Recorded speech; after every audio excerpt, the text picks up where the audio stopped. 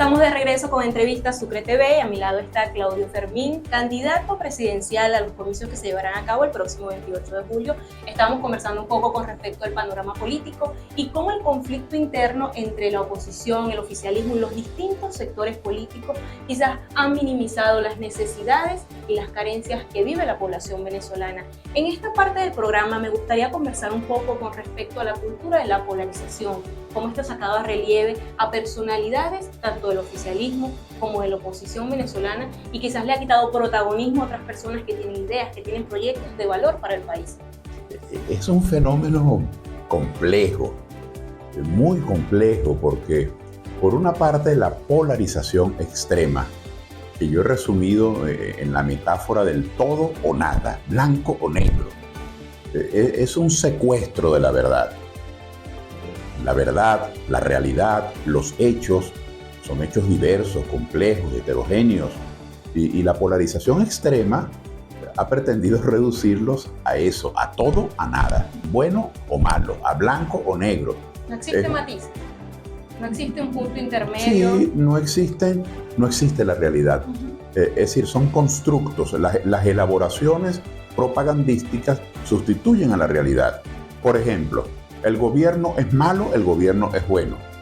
Es una simplificación demasiado grotesca. Si usted me pone a mí por delante la misión vivienda, yo digo, qué bueno, eso es mucho mejor que el rancho donde vivían. Y si usted me pone por delante las zonas de paz, yo digo, pero ¿y qué es eso? ¿Cómo va a haber unos espacios del territorio nacional donde pueden andar por la libre sicarios, secuestradores, asesinos sin que nada les ocurra? Tomo dos ejemplos al azar. Entonces, ¿cuál de las dos es la realidad? ¿Las zonas de paz que este gobierno promovió o la misión vivienda? Las dos son realidad. O si usted toma de la oposición y usted dice el espíritu crítico de la oposición por defender la libertad de expresión, por defender los medios de comunicación, por defender la libertad de las ideas, yo digo, pero qué bueno. Sí. O usted toma de cierta oposición el reclamar bloqueo contra el país, golpes de Estado, agitación permanente sin ningún rumbo, sin ningún puerto, simplemente para crear desestabilización. Yo digo, qué malo. Es decir, lo que quiero decirle a tu audiencia es que en todo fenómeno humano uno tiene el derecho a percibir, y de hecho es así, cosas que uno considera buenas y cosas que uno considera malas, cosas que uno considera regulares. Si yo tuviese que sustituir una administración cualquiera, de un municipio, de una gobernación, de un país o una administración privada, pues las cosas buenas yo las seguiría haciendo, las cosas malas no las haría más y las regulares las pondría en evaluación. En la mente del polo extremo este análisis no existe. En la mente del polo extremo todo lo que mi contrario plantea es malo. Y todo lo que yo planteo es bueno. O sea, un chavista no existe. No existe. La realidad ha sido sustituida por la intención del mercadeo propagandístico. Por ejemplo, un activista chavista que diga en un barrio, las aguas negras corren por la calle, no hay agua, hay apagones frecuentes, el transporte no llega hasta aquí, hasta el barrio, corre el riesgo de que en la dirección de su partido, el PSV, le digan que es un traidor, de cómo se le ocurre, porque eso perjudica la revolución. Él está diciendo una cosa que es cierta. O un activista de la oposición que diga, mire, hay que votar, hay que tratar de visitar a los organismos públicos y hacer gestiones para las reivindicaciones del barrio, hay que llegar a acuerdos, entendimientos, hay que defender la soberanía. Correría el riesgo de que en la plataforma unitaria le digan que es un vendido, porque se supone que lo bueno es pedir bloqueo y lo bueno es la violencia extrema. Entonces, la polarización extrema, como la enfoco, es un fenómeno tan complejo que, en primer lugar, secuestra la realidad, oculta la realidad, porque la realidad es heterogénea y es diversa. En segundo lugar, la polarización extrema dificulta las soluciones, porque plantea un concepto absurdo, que es que los países siempre tienen que empezar de cero. Se supone que si tú eres el cambio o personificas el cambio, todo lo que tu predecesor hizo no vale. El país siempre empieza de cero. Y eso ha sido muy común en la cultura de ciertos hombres públicos, de ciertos líderes, que comienzan a narrar la historia como si antes de ellos Venezuela no hubiese existido. Entonces es otra falsificación de la realidad. La política se distrae en sí misma con la polarización extrema, se distrae en sí misma y pone la realidad de un lado. El entendimiento, la conversación, el debate, los acuerdos, el análisis, por agotador y extenso que sea, ese es la realidad. Y ese punto esa es la realidad. Tratar. Con respecto, usted habla de la unión, del entendimiento. Me gustaría que hablara un poco y me aclarara esa duda de que si usted estaría en la disposición de apoyar a un candidato unitario o su partido estaría en la disposición de hacerlo. Cuando algunos sectores de oposición fueron al paro petrolero, comenzando el gobierno del presidente Chávez, se conformó una acción criminal contra el país, porque pretendiendo protestar contra medidas injustas, medidas arbitrarias, el despido que hizo Chávez de profesionales y de empleados de Petróleo de Venezuela que simplemente eran profesionales que estaban por mérito y que además contribuían a que esa empresa fuese más productiva, por ejemplo, que fue uno de los detonantes de ese paro. Ese paro petrolero, cuando se hizo, hubo sectores de oposición que lo promovieron bajo la tesis de detener la producción petrolera, porque sí, esta era la premisa: si se detiene la producción petrolera, el gobierno no podrá entonces tener capacidad de respuesta. Es decir, vamos a sustituirlo. Algunos dijimos, como fue mi caso, yo denuncié ese paro petrolero y dije, bueno, eso va a llevar al país a la ruina. Independientemente de que produzca o no un cambio político, que es otro debate, eso va a llevar al país a la ruina. Y eso va a privar al país, primero, de la estabilidad que necesita para que haya inversiones, para que haya confianza, y luego va a privar a los ciudadanos de los servicios, de los recursos, porque no va a haber ingresos. Si no se vende petróleo, no hay ingresos. Yo estuve en desacuerdo con eso. Cuando se promovió por muchos años la abstención, con el pretexto, claro, como veían las encuestas y sentían que Chávez estaba muy alto, era como una baraja marcada, se veía en los estudios de opinión, entonces decían, bueno, vamos a promover la abstención bajo el argumento según el cual si la gente no vota, el electo no es legítimo. Eso es un fingimiento de la realidad, que lo que hacía era quitarle a la gente el derecho de votar y el derecho de influir. Yo estuve en desacuerdo y siempre llamé a votar. Cuando dijeron, en un golpe de Estado continuado durante 5 años, que aquí el presidente de la Asamblea, Juan Guaidó, era además presidente interino, se engañó al país, se le engañó. Y lo más cruel de esto es que ese engaño estuvo perpetrado por quienes decían defender la Constitución. La Constitución establece que el presidente de la Asamblea puede ser presidente interino del país si hay ausencia absoluta del presidente. La ausencia absoluta se da cuando el presidente fallece, cuando el presidente renuncia, cuando el presidente es revocado, cuando el presidente es declarado con insania mental por una junta médica o cuando el presidente es sentenciado de manera firme por el Tribunal Supremo de Justicia.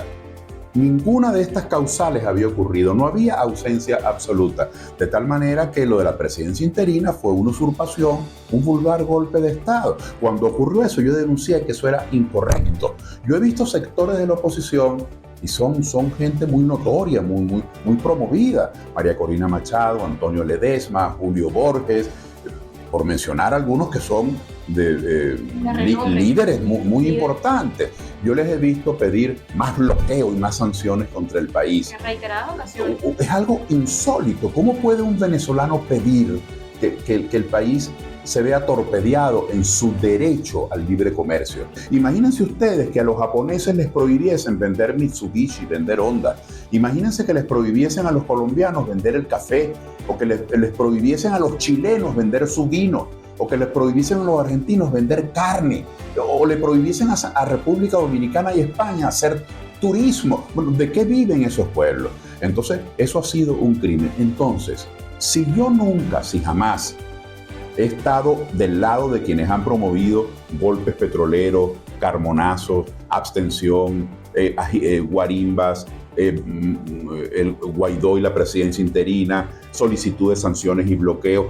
Si siempre he combatido eso, combatiendo también como combato un mal gobierno con una estrategia económica que ha perseguido a la propiedad, que ha hostigado a los agricultores y a los productores, que ha centralizado todas las decisiones, que ha desarrollado una especie de colonización militarista de la administración pública, rectores militares, decanos militares, directores de hospitales militares, diputados militares, concejales militares. Yo estoy en desacuerdo con eso, pero estoy en desacuerdo también con este otro extremo.